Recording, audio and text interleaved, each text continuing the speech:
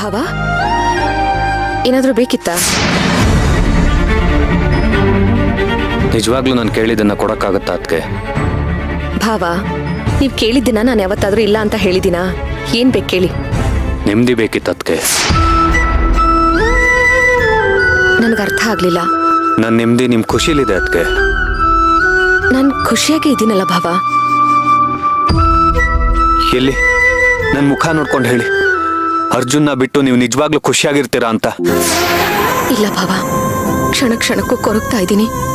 ಇದು ಬೇಕು ಅಂತ ಬಿಟ್ಟು ಹೋಗ್ತಿರೋದಲ್ಲ, ಅನಿವಾರ್ಯವಾಗಿ ಬಿಟ್ಟು ಹೋಗ್ತಾ ಇರೋದು. ಯಾಕದ್ಕೆ ಹೀಗೆ ಮಾಡ್ತಿದ್ದೀರಾ? ವಯಸ್ಸಲ್ಲಿ ನೀವು ಚಿಕ್ಕೋರೇ ಆಗಿದ್ರು ನಾನು ನಿಮ್ಮನ್ನ ಅಮ್ಮ ಅಂತ ಅನ್ಕೊಂಡಿದ್ದೀನಿ. ನಮ್ಮಮ್ಮನೇ ಇನ್ನೊಂದ್ಸರಿ ಹುಟ್ಟು ಬಂದಿದ್ದಾರೆ ಅಂತ ಅನ್ಕೊಂಡಿದ್ದೀನಿ.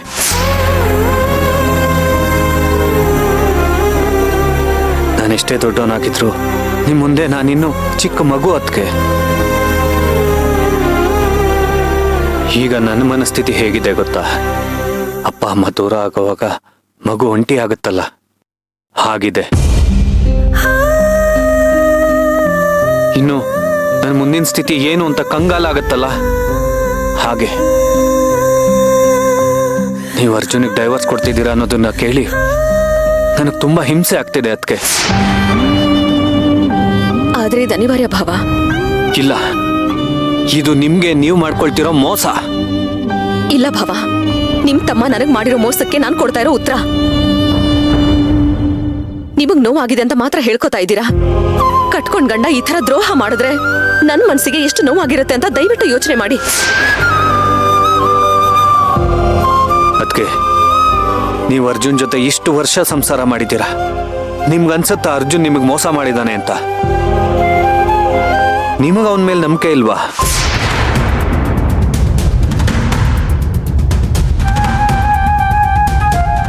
ಇತ್ತು ಭಾವ.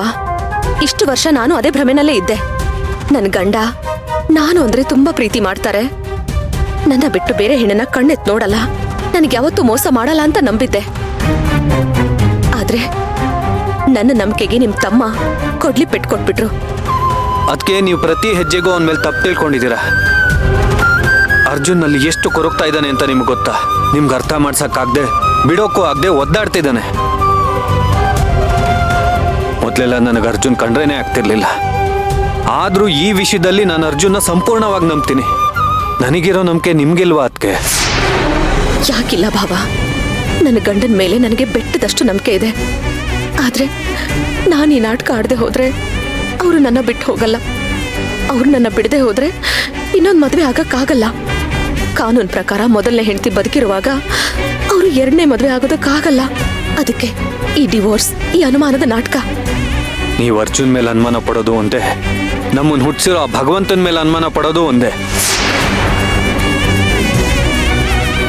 ಅದರಲ್ಲೂ ಅರ್ಜುನ್ನು ಹೆತ್ತ ತಾಯಿಗಾಗ್ಲಿ ಒಡ ಹುಟ್ಟೋರ್ಗಾಗ್ಲಿ ಅಷ್ಟೇ ಯಾಕೆ, ಅವನಿಗೆ ಕೇಸ್ ಕೊಡ್ತಾರಲ್ಲ ಕ್ಲೈಂಟ್ಸ್ಗಳು, ಅವ್ರಿಗೂ ಕೂಡ ಮೋಸ ಮಾಡಲ್ಲ ಅದಕ್ಕೆ. ಅಂಥದ್ರಲ್ಲಿ ಕಟ್ಕೊಂಡು ಹೆಂಡತಿಗೆ ಮೋಸ ಮಾಡ್ತಾನ. ಈಗ ಮಾಡಿರೋದು ಸಾಕ್ಷಿ ಸಮೇತ ಕಣ್ಮುಂದೆನೇ ಇದೆಯಲ್ಲ ಭಾವ. ಅದನ್ನ ಇಡೀ ಊರ್ಗೂರೇ ನೋಡ್ತಾ ಇದೆ, ಅದ್ರ ಬಗ್ಗೆನೇ ಮಾತಾಡ್ತಾ ಇದೆ. 1000 ಜನ 1000 ಮಾತಾಡ್ಲಿ, ನಿಮ್ ಗಂಡನ ಬಗ್ಗೆ ನಿಮಗ್ ಗೊತ್ತಿಲ್ವಾ? ಇಷ್ಟು ದಿನ ಗೊತ್ತಿರ್ಲಿಲ್ಲ, ಈಗ ಗೊತ್ತಾಗಿದೆ. ಅದಕ್ಕೆ ತಾನೇ ಬಿಟ್ಟು ಹೋಗ್ತಾ ಇರೋದು. ಅದಕ್ಕೆ ನೀವು ನನ್ನ ಮಾತನ್ನ ಅರ್ಥನೇ ಮಾಡ್ಕೊಳ್ತಿಲ್ಲ. ಭಾವ, ನನಗೆಲ್ಲ ಅರ್ಥ ಆಗ್ತಾ ಇದೆ. ದಯವಿಟ್ಟು ನನಗೆ ಬಲವಂತ ಮಾಡಬೇಡಿ. ದಯವಿಟ್ಟು ನನ್ನ ಪಾಡಿಗೆ ನನ್ನನ್ನು ಬಿಟ್ಬಿಡಿ. ನನಗೇನು ಹೇಳಬೇಕು ಅಂತಾನೆ ಗೊತ್ತಾಗ್ತಿಲ್ಲ. ಅದಕ್ಕೆ ಪ್ರತ್ಯಕ್ಷವಾಗಿ ಕಂಡ್ರು ಪ್ರಮಾಣಿಸಿ ನೋಡು ಅಂತಾರೆ. ನೀವ್ ಯಾಕೆ ಅದ್ಯಾವುದೋ ಒಂದು ವಿಡಿಯೋನ ನಂಬ್ಕೊಂಡು ಹೀಗಾಡ್ತಿದ್ದೀರಾ? ಅಲ್ಲ ಭಾವ, ಏನ್ ನಿಮ್ ಮಾತಿನ ಅರ್ಥ? ನಾನು ನಿಮ್ ತಮ್ಮನ ಮೇಲೆ ಸುಮ್ನೆ ಅನುಮಾನ ಪಡ್ತಾ ಇದ್ದೀನಿ ಅಂತನಾ? ಇಡೀ ಜಗತ್ತೇ ಅದನ್ನ ನಂಬಿದೆ. ಆ ವಿಡಿಯೋದಲ್ಲಿ ಅವರಿಬ್ಬರ ಮಧ್ಯೆ ಏನ್ ನಡೆದಿದೆ ಅನ್ನೋದು ಕ್ಲಿಯರ್ ಆಗಿ ಗೊತ್ತಾಗ್ತಾ ಇದೆ. ಕಣ್ಣಿಗೆ ಕಾಣಿಸ್ತಾ ಇರೋದನ್ನ ನಂಬೋದ್ ಬೇಡ ಅಂತ ಹೇಳ್ತಾ ಇದ್ದೀರಾ? ಕಣ್ಣಿಗೆ ಕಾಣೋದನ್ನೆಲ್ಲ ನಂಬೋದೇ ಕಣ್ಣಿನ ಕೆಲಸ. ಆದ್ರೆ ಕಣ್ಣಿಗೆ ಕಾಣದೇ ಇರೋದನ್ನು ಅರ್ಥ ಮಾಡ್ಕೊಳ್ಳೋದು ಮನ್ಸಿಗಿರೋ ಶಕ್ತಿ, ಪ್ರೀತಿಗಿರೋ ಶಕ್ತಿ. ಆ ಪ್ರೀತಿ ನಿಮ್ಗೆ ಅರ್ಜುನ್ ಮೇಲಿದೆ ಅಂತ ನಾನು ನಂಬ್ತೀನಿ. ಆ ಒಳಗಣ್ಣು, ಆ ಪ್ರೀತಿ ನಿಮ್ಗೆ ಹೇಳ್ತಿಲ್ವಾ ಅರ್ಜುನ್ ತಪ್ಪು ಮಾಡಿಲ್ಲ ಅಂತ? ಕೂಗಿ ಕೂಗಿ ಹೇಳ್ತಿದೆ ಭಾವ. ಆದ್ರೆ ಈ ವಿಚಾರದಲ್ಲಿ ನಾನು ಅಸಹಾಯಕಳು. ನನ್ನ ಜೀವನ ಅಂತೂ ಬೆಳೆ ಇಲ್ಲದ ನೆಲ. ಅವರಾದ್ರೂ ಮಕ್ಕಳು ಮರಿ ಅಂತ ಚೆನ್ನಾಗಿರ್ಲಿ. ಯಾಕದ್ಕೆ ಸುಮ್ನಾದ್ರಿ? ಮಾತಾಡಿ. ಮಾತಾಡೋದಕ್ಕೆ ಇನ್ನೇನು ಉಳ್ದಿಲ್ಲ. ಮಾತಾಡೋದಕ್ಕೆ ನಿಮ್ ತಮ್ಮ ಇನ್ನೇನು ಉಳಿಸಿಲ್ವಲ್ಲ. ಅದಕ್ಕೆ ನೀವೆಂತ ತಪ್ಪು ಮಾಡ್ತಿದ್ದೀರಾ ಅನ್ನೋ ಅಂದಾಜ್ ಕೂಡ ನಿಮ್ಗಿಲ್ಲ. ನಿಮ್ಮನ್ ಕಳ್ಕೊಂಡ್ರೆ ಅರ್ಜುನ್ ಜೀವಂತವಾಗಿರಲ್ಲ. ಅವನ್ ಹೆಣ ನೋಡೋದಕ್ ನಿಮ್ಗೆ ಆಸೆನಾ? ಭಾವ,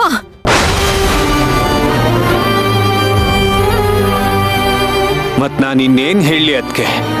ಈ ರೀತಿ ಅವನಿಗೆ ಟಾರ್ಚರ್ ಕೊಡೋ ಬದಲು ನೀವೇ ಅವನಿಗೆ ಸ್ವಲ್ಪ ವಿಷ ಕೊಟ್ಟು ಕೊಂದ್ಬಿಡಿ.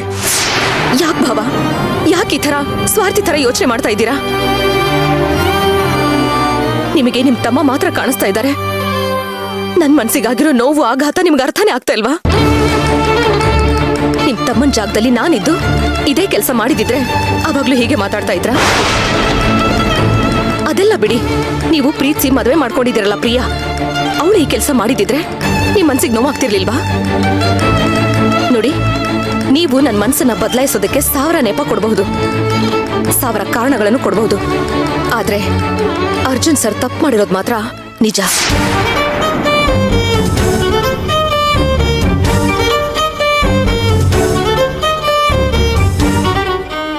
ಆಯ್ತು, ಅರ್ಜುನ್ ತಪ್ಪು ಮಾಡಿದಾನೆ ಅಂತಾನೆ ಇಟ್ಕೊಳ್ಳೋಣ. ನೀವು ದೊಡ್ಡ ಮನ್ಸ್ ಮಾಡಿ ಒಂದ್ಸರಿ ಕ್ಷಮಿಸ್ಬಿಡಿ. ನೇಣ್ಗಂಬ ಇರೋ ಕೈದಿಗೂ ಸಹ ರಾಷ್ಟ್ರಪತಿ ಕಡೆಯಿಂದ ಒಂದು ಕ್ಷಮೆ ಇರತ್ತಂತೆ. ಹೀಗಿರ್ಬೇಕಾದ್ರೆ ನೀವ್ಯಾಕೆ ಒಂದ್ಸರಿ ಅವನನ್ನು ಕ್ಷಮಿಸ್ಬಾರ್ದು? ಇಲ್ಲ ಭಾವ, ಕ್ಷಮೆ ಕೊಡೋಷ್ಟು ದೊಡ್ಡ ಮನಸ್ಸು ನನಗಿಲ್ಲ. ಆ ಮನ್ಸನ್ನ ನಿಮ್ ತಮ್ಮನೇ ಹೊಡೆದಾಕ್ಬಿಟ್ಟಿದ್ದಾರೆ. ಅದಕ್ಕೆ ಪ್ಲೀಸ್ ನೀವು ಮಾತ್ರ ಹೀಗೆ ಮಾಡ್ಬೇಡಿ. ನಿಮಗೆ ಕೈ ಮುಗಿತೀನಿ. ಅದಕ್ಕೆ ಅರ್ಜುನ್ ಬಿಟ್ಟು ಹೋಗ್ಬೇಡಿ. ನನಗೆ ಗೊತ್ತು ಅರ್ಜುನ್ ಇಲ್ದೆ ನೀವು ಖುಷಿಯಾಗಿರಲ್ಲ ಅಂತ.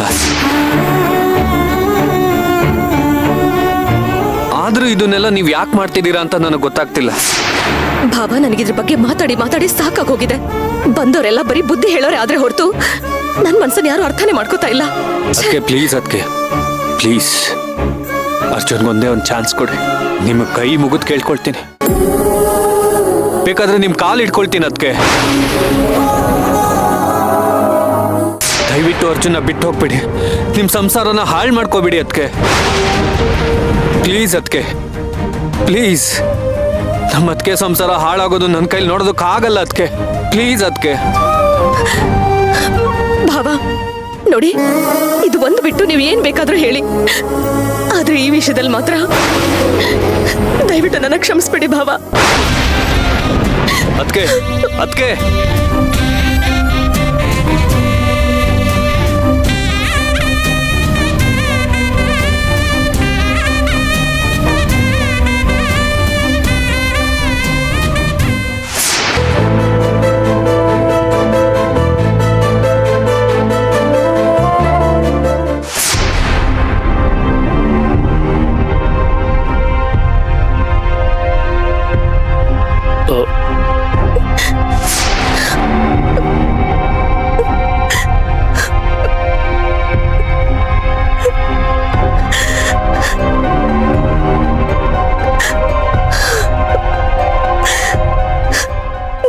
ಸೇವಂತಿ, ಏನಾಯ್ತು? ಯಾಕೆ ಅಳ್ತಿದ್ಯಾ? ಯಾಕೇನು ಮಾತಾಡ್ತಿಲ್ಲ? ಯಾರಾದ್ರೂ ಬೈದ್ರಾ?